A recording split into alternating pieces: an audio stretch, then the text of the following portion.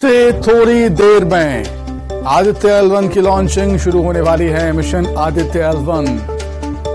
भारत अब सूरज की तरफ चला है। चांद के बाद अब सूरज की बारी। आदित्य L1 की लॉन्चिंग अब से कुछ ही देर बाद, लगभग 17 मिनट बाद शुरू हो जाएगी। श्रीहरिकोटा से आदित्य L1 की लॉन्चिंग होनी है। मिशन मून के बाद अब सूर्य की तरफ इसरो ने अपने कदम बढ़ाए हैं। भारत ने अपने कदम बढ़ाए हैं। सूर्य की स्टडी का ये मिशन है इसरो का। बेहद महत्वपूर्ण ये मिशन माना जा रहा है। सूर्य के बारे में कई सारी महत्वपूर्ण जानकारियां इस मिशन के जरिए इसरो को पता चलेंगी। सूर्य की और बारीकी से अध्ययन हो सकेगा इस मिशन के जरिए। आदित्य L1 इसे नाम दिया गया है और अब से कुछ ही देर बाद श्रीहरिकोटा से लॉन्च होगा।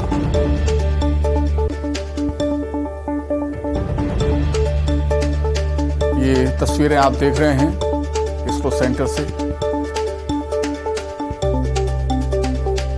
करीब करीब 16 मिनट बाद लॉन्च होगा आदित्य L1।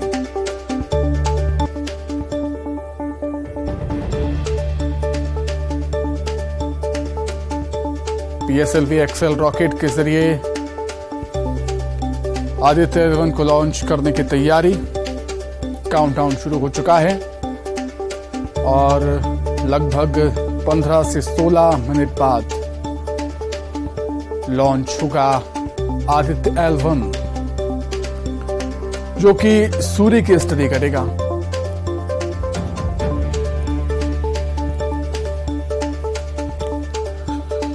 कई मायनों में बेहद खास इसरो का यह मिशन। सूर्य के बारे में तमाम जानकारी इकट्ठा करेगा। पृथ्वी से 15 लाख किलोमीटर दूर लैंग्रेज पॉइंट से सूर्य की स्टडी की जाएगी। लगभग 4 महीने में इस स्थान पर पहुंचेगा आदित्य L1।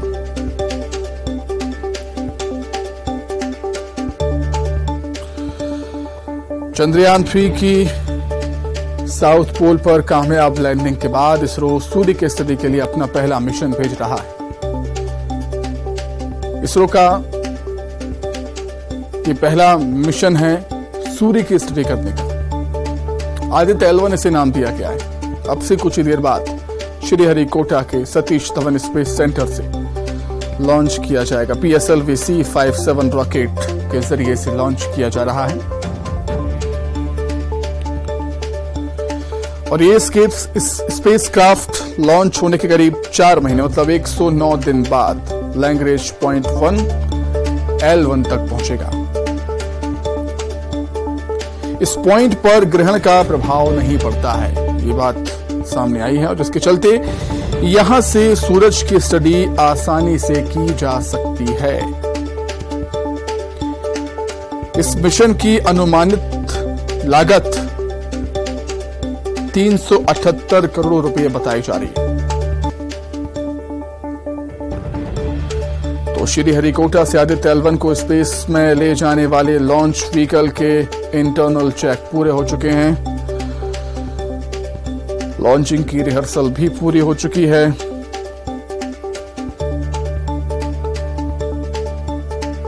और कुछ ही मिनट बाद अब स्पेसक्राफ्ट लॉन्च होगा।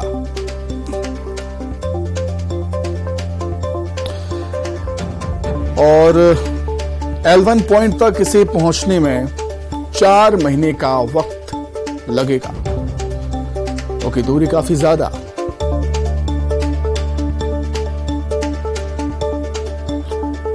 और करीब करीब 125 दिन लगेंगे और 3 जनवरी 2024 को ये उस पॉइंट पर पहुंचेगा।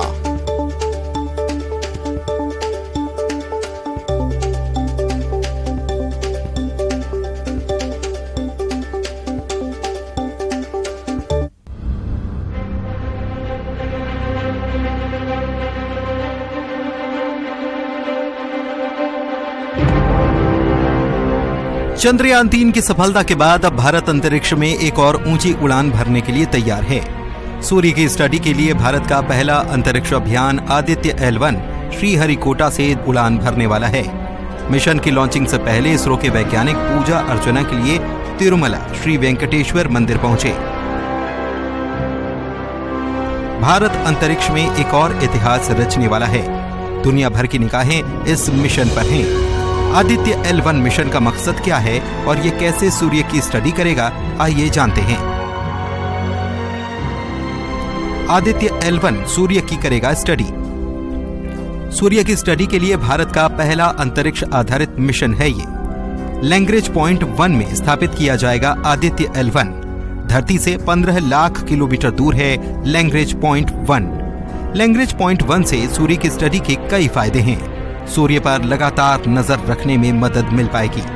आदित्य L1 में है 7 पेलोड। सूर्य के फोटोस्फीयर, क्रोमोस्फीयर और बाह्य परतों की स्टडी की जाएगी। इलेक्ट्रोमैग्नेटिक पार्टिकल और मैग्नेटिक फील्ड डिटेक्टर से स्टडी की जाएगी। No, actually that is a study project. I think they are going to study at a distance of 15 lakh kilometers. It is going closer to sun, and they are trying to understand the core, and it's a good project. See, in ISRO we have no dearth of knowledge or intelligence or anything. सूर्य धरती का सबसे करीबी तारा है और हमारे solar system का सबसे बड़ा ऑब्जेक्ट है। सूर्य की स्टडी से मिल्की वे के तारों की ज्यादा जानकारी जुटाई जा सकती है, लेकिन ये स्टडी धरती पर रहकर नहीं की जा सकती। सूर्य से लगातार रेडिएशन निकलता है, लेकिन धरती का वायुमंडल और मैग्नेटिक फील्ड हानिकारक रेडिएशन को रोक देता है। ऐसे में सूर्य की स्टडी के लिए अंतरिक्ष में जाना जरूरी है। इसके अलावा सोलर विंड और सौर हवाएं अंतरिक्ष में कैसे ट्रेवल करती हैं, ये जानने के लिए भी धरती के मैग्नेटिक फील्ड से बाहर निकलना जरूरी है। इसी उद्देश्य से भारत अंतरिक्ष आधारित आदित्य L1 मिशन भेज रहा है, जो अंतरिक्ष में रहकर सूर्य से जुड़ी जानकारी जुटाएगा। सन के आउटर लेयर को, कोरोना लेयर जिसे कहते हैं, उसको ऑब्जर्व करेगा। इसी दौरान हमें उन डेटा के बारे में बताएगा जिससे हमें पता चलेगा कि क्लाइमेट चेंज सन से कैसे हो रहा है और सन के रेडिएशन का क्या इफेक्ट पड़ रहा है हमारे क्लाइमेट में, हमारे एटमॉस्फेयर में। आदित्य L1 को धरती से 15 लाख किलोमीटर दूर लैंग्रेज पॉइंट 1 में स्थापित किया जाएगा। लेकिन ये लैंग्रेज पॉइंट आखिर है क्या? एस्ट्रोनॉमर RC कपूर बताते हैं कि ये सूर्य और पृथ्वी के बीच एक ऐसा बिंदु है जहां दोनों का गुरुत्वाकर्षण एक बराबर होता है। यहाँ से कोई भी यान सूर्य का उसी कोणीय गति से चक्कर लगाएगा जिस गति से पृथ्वी सूर्य का चक्कर लगाती है। यहाँ से आदित्य L1 बिना किसी ग्रहण के लगातार सूर्य की स्टडी कर पाएगा। आदित्य L1 को लैंग्रेज पॉइंट को ध्यान में रखकर तैयार किया गया है। आदित्य L1 में अनेक उपकरण हैं जो कि विभिन्न संस्थानों का योगदान है। इनके जरिए सूर्य से आते हुए विकिरण, एक्स किरणें और ऊर्जावान कणों का अध्ययन होना है। सूर्य का जो कोरोना है वो अंतरिक्ष में फैलता जाता है, जिसको कि हम सोलर विंड के रूप में जानते हैं। सोलर विंड का अध्ययन होगा और इन सब के जरिए एक किस्म से हम पृथ्वी के आसपास के परिवेश में स्पेस वेदर को हम जान पाएंगे। और बहुत सी चीज़ों के लिए जो है हमें इतनी दूर जाना चाहिए जहाँ पर कि पृथ्वी का चुंबकीय क्षेत्र जो है वो उससे हम दूर हों, ताकि जो सूर्य से आने वाले ऊर्जावान कण हैं उनका हम समुचित तरीके से अध्ययन कर सकें। चंद्रयान 3 की सफलता के बाद पीएम मोदी ने सूर्य मिशन की घोषणा की थी और अब आदित्य L1 मिशन अंतरिक्ष में जाने के लिए तैयार है। इस मिशन के जरिए भारतीय वैज्ञानिक एक बार फिर अपनी क्षमता और काबिलियत बताएंगे। अंतरिक्ष में भारत की एक और उपलब्धि का काउंटडाउन जारी है। Bureau report, news 18।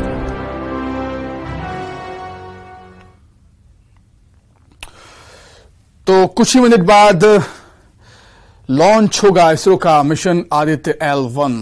करीब 8 मिनट बाद लॉन्चिंग की प्रक्रिया शुरू की जाएगी। और जैसा कि हम सब बता रहे थे कि 125 दिन यानी करीब 4 महीने लगेंगे इसे लैंग्रेज पॉइंट तक पहुंचने में।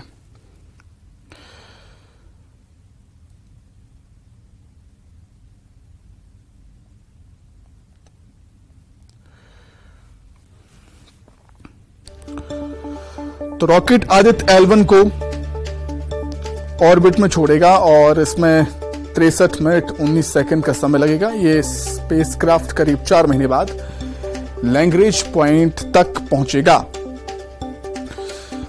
कहा जाता है कि इस पॉइंट पर ग्रहण का प्रभाव नहीं पड़ता है, जिसके चलते यहां से सूर्य की स्टडी करने में आसानी होगी। मिशन की लागत है 378 करोड़ रुपया। तो मिशन मून के बाद अब सूर्य को समझने की तैयारी है इसरो की। पहला मिशन सूरज को समझने के लिए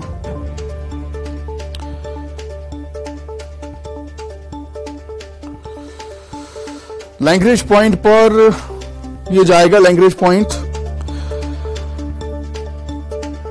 ऐसे 5 पॉइंट धरती और सूर्य के बीच हैं, जहां सूर्य और पृथ्वी का गुरुत्वाकर्षण बैलेंस रहता है, बराबर रहता है। ऐसे में इस जगह पर किसी भी ऑब्जेक्ट को रखा जाता है और यहां से सूर्य को समझना काफी आसान होगा, उसके बारे में स्टडी करना काफी आसान होगा इसरो के लिए।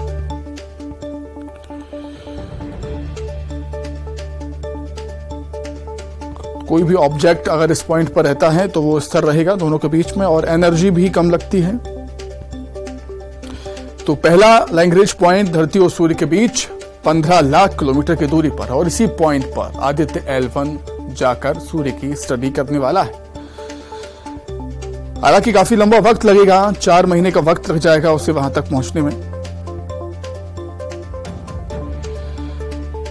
और जानकारी यह भी है कि आदित्य यान को सूर्य और पृथ्वी के बीच हेलो ऑर्बिट में स्थापित किया जाएगा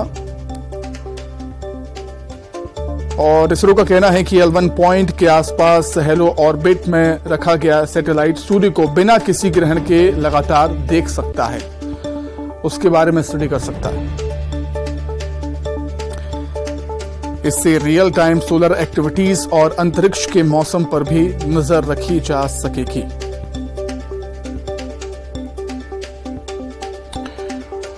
और आदित्य L1 में 7 इक्विपमेंट लगे हैं सूर्य को समझने के लिए, जो कि सूर्य को समझेंगे।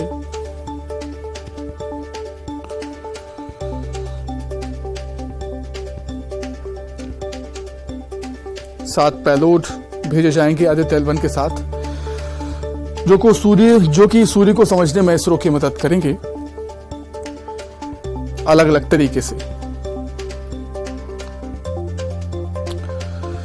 खास बात यह है कि आदित्य L1 पूरी तरह देश में ही बनाया गया, हमारे देश में, और इसरो के अधिकारी के मुताबिक ये जानकारी दी गई।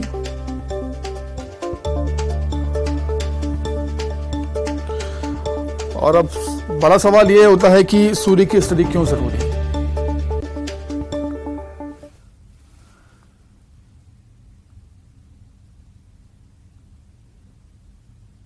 Will remain clear.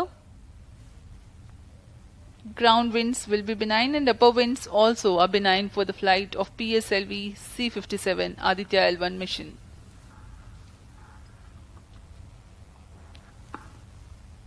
We are 4 minutes 23 seconds to the launch.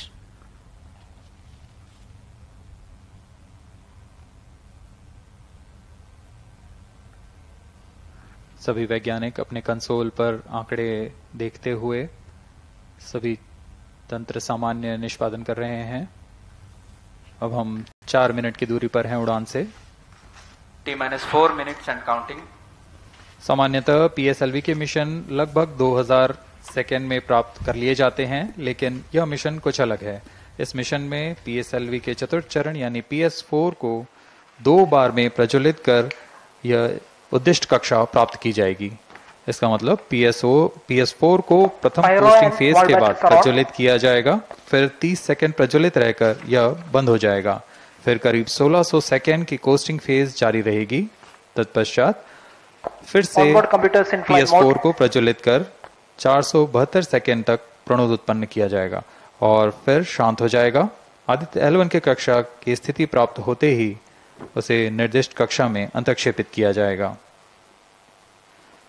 इस तरह पूरे मिशन में लगभग 3800 सेकंड का समय लगेगा।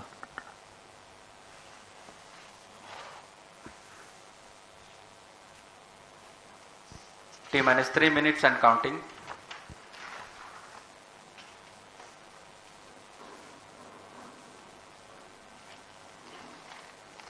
यह PSLV C57 का प्रमोशन यान ट्रैकिंग के संदर्भ में भी काफी जटिल है। इसे ट्रैक करने के लिए शॉर, पोर्ट ब्लेयर, ब्रूने और बैग स्थित ग्राउंड स्टेशन हमें वास्तविक समय पे यान की जानकारी उपलब्ध कराते रहेंगे।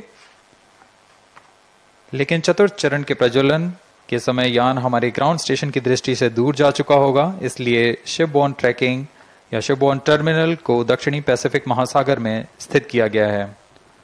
वह हमें PS4 बर्न 1 और बर्न 2 की जानकारी उपलब्ध कराएगा। इसके बाद PS4 शट ऑफ और आदित्य L1 के अंतक्षेपण की पुष्टि कुरु फ्रेंच गयाना स्थित ग्राउंड स्टेशन से की जाएगी।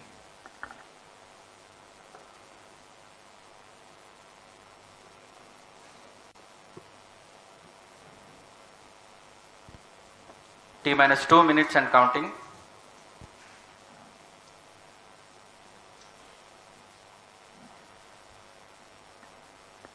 अब हम उड़ान से 1 मिनट 50 सेकंड की दूरी पर। यह PSLV की 59वीं उड़ान होगी और इस PSLV एक्सेल संस्करण में यह 25वीं उड़ान है। इसरो के वर्क हॉर्स कहे जाने वाले इस रॉकेट कई ऐतिहासिक मिशन को सफलतापूर्वक संपन्न किया है, जिसमें चंद्रयान 1 और मार्स ऑर्बिटर मिशन उल्लेखनीय है। यह प्रमोशन वर्ष 2023 का 7वां मिशन होगा। इस साल की शुरुआत में SSLV के सफल प्रमोशन से शुरुआत कर LVM-3 के 2 प्रमोशन, GSLV Mark II का 1 और PSLV के 2 सफल प्रमोशन हो चुके हैं। यह PSLV का वर्तमान वर्ष में 3रा मिशन है।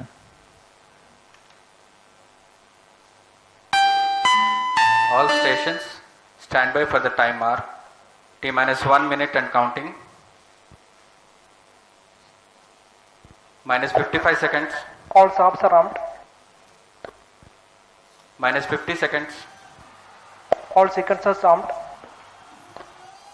तो हमारे साथ बने रहिए। अब 40 सेकंड पर -40 seconds. प्रमोशन किया जाएगा। VSPP open. -35 seconds. -30 seconds. Real-time programs activated. -25 seconds. PS2 VSPP open. -20 seconds. PS1 ignition RMS arm. -15 seconds. 10, 9, 8, 7, 6, 5, 4, 3, 2, 1, 0. +5 seconds. Lift off normal. P1 tracking. P3 tracking. Magnificent lift-off of PSLV C57 with Aditya L1 on board. +15 seconds. PSLV C57 का सफल उत्थापन और इसके साथ 20 seconds. प्रथम भारतीय सौर अंतरिक्ष यान निकल चुका है सूर्य के तेज से विज्ञान को प्रकाश करने। Airlift strap on ignited. इसके साथ ही एक और कदम है अंतर्ग्रहीय सफर में भारत की उपस्थिति सिद्ध करने का। आप देख रहे हैं PSLV C57 प्रथम चरण पूरी तरह सामान्य। The rocket flying forth, following nominal trajectory and developing nominal thrust. The bright fumes against a clear midday sky. A rocket launch is more than just a sight to behold. The roaring sound and the vibrations that we can feel here, adding to this, the thrill are just amazing. Ground lit and air lit strap-ons operating together with the first stage S139. Ground lit strap on separated. जैसा कि निर्धारित है ground lead strap on को separate कर दिया गया है और प्रथम चरण का निष्पादन सामान्य है। इस घटनाक्रम में अगला एयर लेड स्ट्रैप ऑन को यान से पृथक कर दिया जाएगा। Air lead strap on separated. जी हाँ, इसकी भी पुष्टि हो गई है। स्ट्रैप ऑन को सफलतापूर्वक पृथक कर दिया गया है। We are 100 seconds past the launch time. The ground lit and air lit strap-ons have been separated. S139 motor still thrusting. S139 110 second के प्रज्वलन काल के पश्चात उसे भी पृथक कर दिया गया है। +2 minutes. द्वितीय चरण जो कि तरल नोदक पर आधारित चरण है, इसका प्रज्वलन शुरू हो चुका है और वर्तमान में प्रणोद उत्पन्न कर रहा है। The launch vehicle is at an altitude of 73 kilometers. First stage has been separated. Second stage has begun its operation and the closed loop guidance has been initiated. According to the announcement by Range Operations Director, PS2 is developing nominal thrust. PS2 41 ton के तरल नोदक पर आधारित चरण है। इसमें विकास engine द्वारा 800 kilo Newton का प्रणोद उत्पन्न होता है और इसका प्रज्वलन काल लगभग 150 सेकंड का होगा। Shar and Port Blair tracking stations presently acquiring signals. Flight path closely matching the prediction. +3 minutes. वर्तमान में यान क्लोज लूप गाइडेंस के अंतर्गत है। Second stage performance normal. यान की ऊंचाई 106 किलोमीटर तथा सापेक्ष गति 3 किलोमीटर प्रति second. The velocity addition in PS2 regime is going to be from 2 kilometers per second to 4.9 kilometers per second. Payload fairing separated. The payload fairing covering the Aditya L1 spacecraft has been separated. The current altitude of the launch vehicle is 118 kilometers. Relative velocity exceeding 3.8 kilometers per second. जी हाँ, यान अब घने वातावरण से बाहर जा चुका है, इसलिए ऊष्मा कवच की जरूरत नहीं रह जाती है और इस कारण इसे यान से पृथक कर दिया जाता है। Second stage performance normal.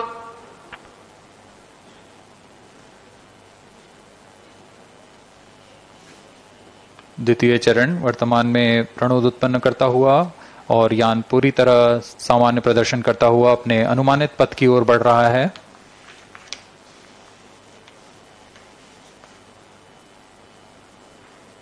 Second stage separated, third stage ignited.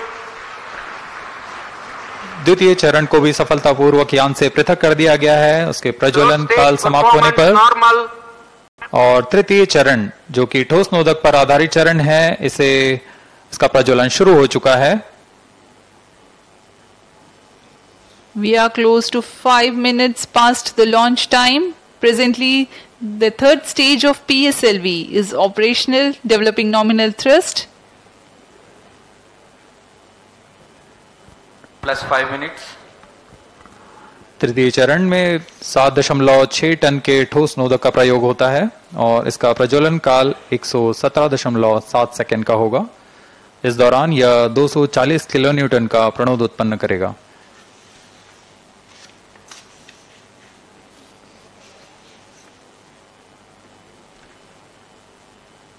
वर्तमान में यान की ऊंचाई 134 किलोमीटर तथा सापेक्ष गति 5.96 किलोमीटर प्रति second.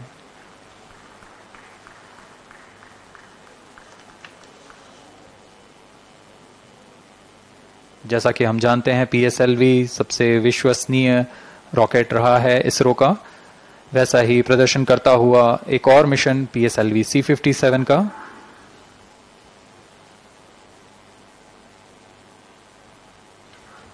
For the present mission, after PS3 completes its burn duration, a coast phase of 200 seconds will follow, in which the rocket will continue to be steered while there is no development of thrust.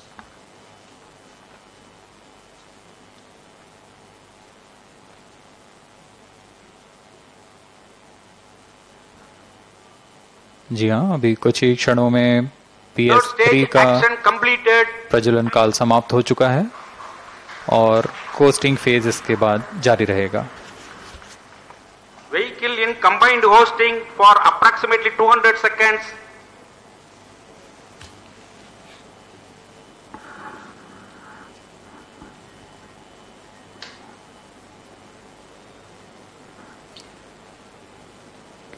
unique to this mission, the PS4 will start twice at pre-designated times and duration. Minutes.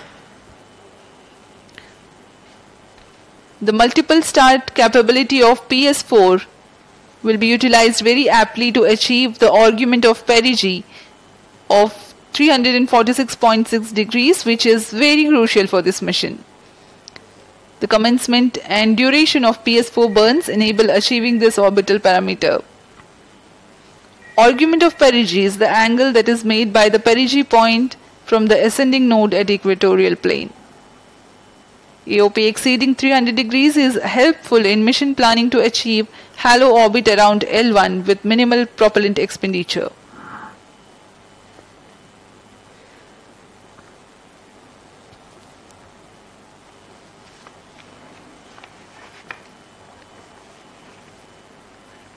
सभी वैज्ञानिक गहनता से अध्ययन करते हुए इन आंकड़ों का, जो कि ग्राउंड स्टेशन द्वारा प्रसारित किए जा रहे हैं।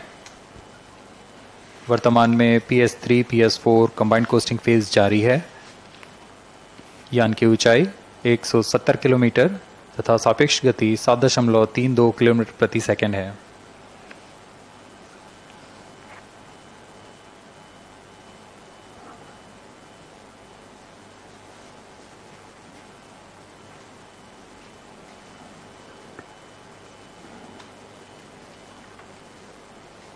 Vehicle performance normal.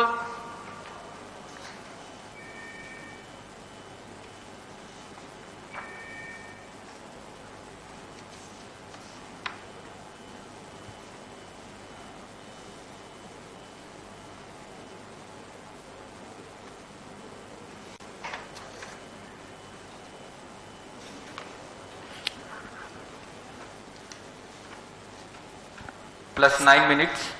Speaking a few words about the Aditya L1, describing the sun, Indian Vedas have said, Yesha Bhagavan Manirakasha Mandalasya Chakravati Khechara Chakrasya Deepako Brahmanda Bhandasya Asayeva Charkarti Bharvati Charhati Jagat.